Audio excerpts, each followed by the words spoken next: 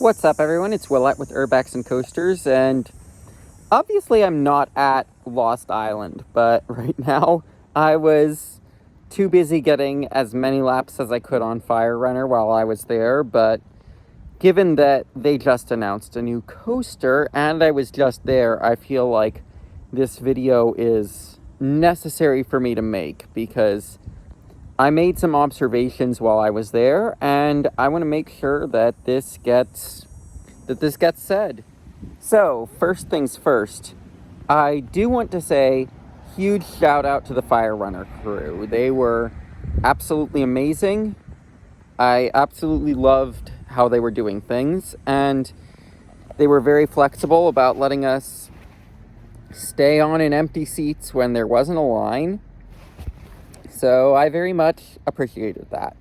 That being said, there were some troubling things that I observed that we need to talk about. So, Matugani, down all day. Dark ride, Volcanu. One of the screens wasn't working. There were several guns not working. Drop tower, pre-show didn't load. I mean, these are little things that add up, and I mean, something that we all have to understand is that as coaster enthusiasts that would spend all day lapping Fire Runner, we are not the target audience of any of these parks. Even a park like Lost Island that might cater more to enthusiasts than a lot of parks do, Lost Island, as it stands right now, is basically it's basically a trust fund baby of the water park and the casino, which is also owned by the same people that own both Lost Island Theme Park and Lost Island Water Park. It's basically a trust fund baby of both of those, and the theme park doesn't necessarily have to make money. It can have a longer season than the water park because it's something that a parent who's going to blow their entire life savings at the casino can just drop their kids off at while they go to the casino, and that can be that. That's important for us to understand, that those one-time, two-time visitors, that's where some of the money comes from. That's where a lot of the money comes from at Lost Island, is kids of people who are going to gamble away their entire life savings. It's the same business model as Adventure Dome. Also, it was on Saturday that I went to Lost Island. I went knowing that crowds would not be horrible because Lost Island doesn't get a ton of crowds, but it shouldn't be that, and they said they were very busy compared to how they generally are. Like, we stayed on Fire Runner more than 10 cycles straight, and that was busy. That was busy? I mean, that should be troublesome if that was a busy Saturday. I mean, that was what most parks would be a quiet Tuesday or Wednesday. So, in short from all this, the park doesn't get crowds. So, that's great for us as enthusiasts. The park is not spending money to maintain thematic elements that they have. I mean, what are they going to say to some GP that sees that they have a theme park from the water park that goes and checks it out? By the way, marketing-wise, they should be having more stuff around the water park saying, come check out Lost Island Theme Park, because that water park gets plenty of crowds, and the theme park's open later. It makes no sense that there aren't people who go in and are like, okay, we'll start with the water park, and then after the water park closes, we'll go to the theme park at night. They actually are positioned perfectly to be able to be that, but people don't do it because seemingly it's just the water park has been what they've known, and they might not even know that the dry park is there. And I don't want to alarm anyone, but it's not like businesses that have sustained from being basically subsidized by another business. It's not like that's ever sustainable in the long run, which, like I mentioned, Lost Island Theme Park is basically a trust fund baby of the water park and the casino. That's not sustainable in the long run. Like, if there's ever any slowness in the business of the water park or the casino, you know what the first thing they're going to cut is? They're going to cut the theme park.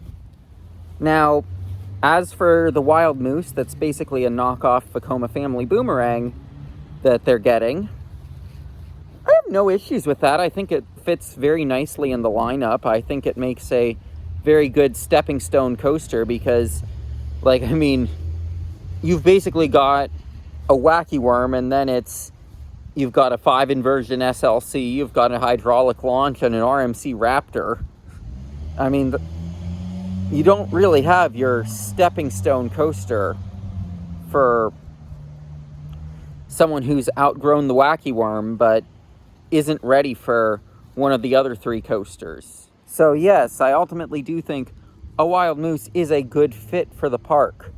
But you know, when you've got coaster down, plenty of thematic effects not working, not getting crowds, they should be investing in marketing and maintenance, not getting a new ride. I mean, as much as it might not be what we want to hear as enthusiasts, this is a Fun Spot Atlanta situation that we are looking at here, where we've got a park that is investing big time in getting new rides that enthusiasts are going to like, but is not investing in keeping their customer base happy, is not even investing in getting that customer base. Like, it's perfectly fine for the theme park to be basically empty during the day, and then for it to be water park people come for night rides after the water park closes. Like, that's how a lot of Six Flags parks seem to work, honestly, where that's oftentimes what the flow of the crowds is, where the crowds will go to the water park when the water park is open, and then they will go to the dry park when that water park closes. So if you've wondered why you're able to get a lot of rides on things in the summer, that's why. It's because people pack into that water park.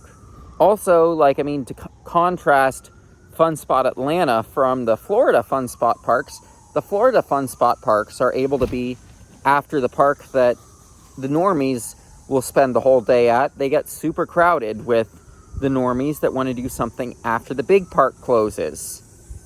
So those 2 Florida Fun Spot parks are very successful based on that, and it's plenty easy to get those Florida Fun Spot parks without lines. So, I mean, it might not be what we want to hear as enthusiasts, but I am worried about the fact that when thematic elements of the park are not working, when the park is not seeing any crowds, like any amount of after water park close crowds for going to ride the coasters after the water park closes. With none of that happening at Lost Island, I am extremely concerned about the fact that they are investing in a new coaster like this at this time. Like, I mean, maybe if you put up appropriate banners in the water park to let people know that the theme park is there, and you have all sorts of cool stuff to show how cool the theme park is from the water park. Also, like, I mean, I am going to say another mistake with the theme park is that it's not literally sharing a parking lot with the water park. Like, it looked to be that there's plenty of just open fields right next to that water park. They could have put the theme park there, but no, they had to buy a different set of land to put the theme park on. So, you know, having something like that, it's not ideal for someone seeing both from the same parking lot. So, I mean, it might be something that we can enjoy as coaster enthusiasts, but, you know, we don't pay the bills for these places. We need to remember that. Like, I mean, you have a Fun Spot Atlanta situation where it's just coaster enthusiasts going, and you see how that goes. we see exactly how that goes. So I am going to advise, if you have not been to Lost Island yet, make a trip. If you're passing through the area, go. Don't wait. Next year, when they open that wild moose, go. I do not know how long this park is going to be around. As far as from a marketing perspective, it is not well run. They seem to be in an adding mode instead of a maintenance mode. They seem to be more interested in adding rides than maintaining what they have. You know, I don't know how long this park is going to be around, and I would advise getting here sooner rather than later. So, just felt it necessary to say this because, you know, I don't like seeing parks disappear. You know, I don't like having to say this. I love getting line-free parks where you can just stay on rides as much as every other coaster enthusiast does. But if that's every single day at the park, including a Saturday that the ride ops are saying is one of the busiest days they've ever had, that's not a good sign. That's simply not a good sign. So let's make sure that we give Lost Island all the support that we can give them, because we don't want to see this park close.